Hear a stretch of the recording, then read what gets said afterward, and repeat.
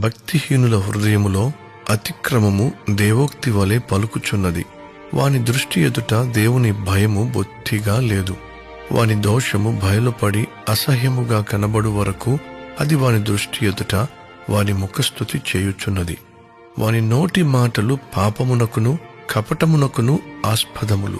బుద్ధి కలిగి ప్రవర్తింపను మేలు చేయను వాడు మానివేసి ఉన్నాడు. వాడు మంచము మీదనే పాప యోచనను యోచించును. వాడు కాని నడతలు నడుచువాడు. చెడుతనము వానికి అసహ్యము కాదు. యెహోవా, నీ కృప ఆకాశమునంటుచున్నది. నీ సత్య సంధత్వము అంతరిక్షము నంటుచున్నది. నీ నీతి దేవుని పర్వతములతో సమానము.